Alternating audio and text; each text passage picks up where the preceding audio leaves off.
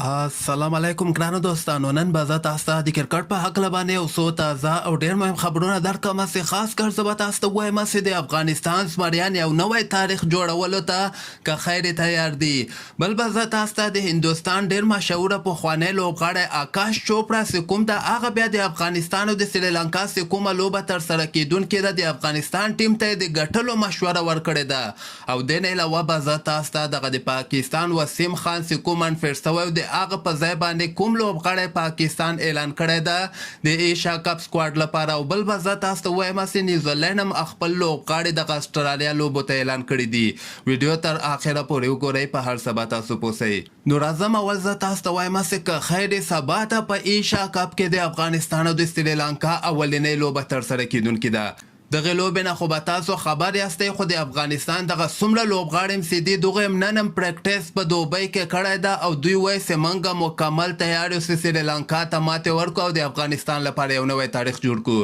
د افغانستان کرکټ بورډ هم یوه ویډیو نشر کړې وله چې په دغه کې د افغانستان ځوان لوبغاړی فضل حق فاروقي، عظمت الله عمرزی او عثمان غني دغه هم خبرې کړې ولې او د افغانستان د کرکټ مینوالو نه دغه غوښتنه کړې ده چې موږ پوره تیار یو او تاسو موږ خپل دعاګانو کې یاد ساتئ. خو بل طرف ته د هندوستان پخوانی ډېر مشهوره لوبغاړی آکاش چوپړا چې کوم ده دغه بیا افغانستان ملي ټیم ته یعنې د ګټلو مشوره یې ورکړې ده.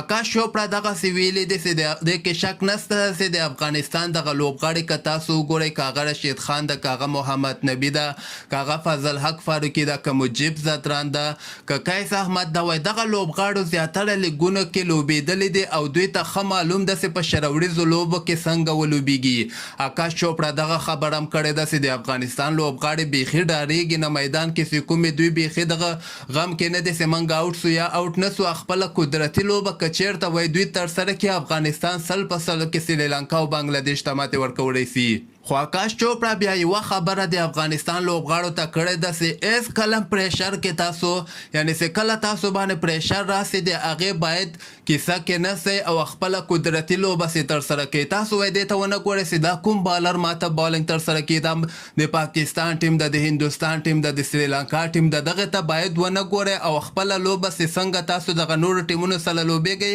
همدغسې د غټ غټ ټیمونو خلاف هم تاسو ولوبېږئ، پلیشل هینډل کوئ، نو تاسو 100 په 100 کې د تاسو ګټل یقیني ده. نو دغه ډېرې مهمه خبره آکاش چوپړا د افغانستان لوبغاړو په هکله باندې ویلي دي. دغه د سپینرانو ډېر زیات تعریفونه یې کړي دي او د دوبۍ پیچونه وایي داسې دي چې دغلته به رشید خان، محمد نبي او مجیب زدران ډېر ښه بالنګ د افغانستان لپاره ترسره کړي. نو دعا کوئ چې افغانستان سریلانکا ته په سبانۍ لوبه کې ماتې ورکړي او بنګلادیش هم لوبه وګټو، که خیر بیا موږ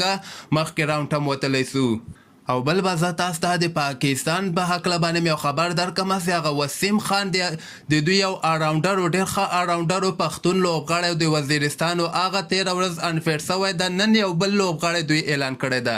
حسن علي چې کوم ده دغه تېر نړیوال جام کپ کې هم پاکستان سکواډ کې و، بیا خراب پرفارمنس په وجه باندې دغه ډراپ کړی، خو اوس محمد وسیم چې کله انفیر شه نو دوی بیا حسن علي د هغه په ځای باندې دغه د ایشیا کپ سکواډ کې ور اضافه کړ. او دې نه علاوه به زه تاسو ته ووایم چې دغه د اسټرالیا او د نیوزیلینډ چې کومې د اف ټي پي پروګرام لوبې دغه سپټمبر 6 تاریخ نه شروع کیدونکې دي، یعنې بله میاشته کې ترسره کیدونکې دي. دغې ته نیوزیلینډ خپل لوبغاړي اعلان کړي دي. دغه لیست تاسو وګورئ، دغه کې کین ویلیمسن کپټان ده، بریسویل ده ورسره، ګفټر ده ورسره، میچر ده، سینټر ده، فیبین ایلن ده ورسره، کونوی ده، هنري ده، جیمینیشن ده، سیرس ده ورسره، ټرنټ بورډ ده، فرګوسن ده، لیتم ده، فلیپس ده، ساوتي ده. یعنې هغه لوبغاړو ته یې موقع ورکړی کوم لوبغاړي چې د نیوزیلینډ لپاره نن سبا ډېر ښه فارم کې روان دي. هماغه لوبغاړي دغه د اف ټي پي پروګرام لوبې چې کومې دوی اسټرالیا سره ترسره کوي هغه ته دغه لوبغاړي اعلان شوي دي. او په اخره کې به زه تاسو ته دغه بیګ بیش لیګ په هکله باندې یو خبر درکړم چې د بیګ بیش لیګ بولي د همدغه میاشتې په 28 اګست باندې که خیر ترسره کیدونکې ده.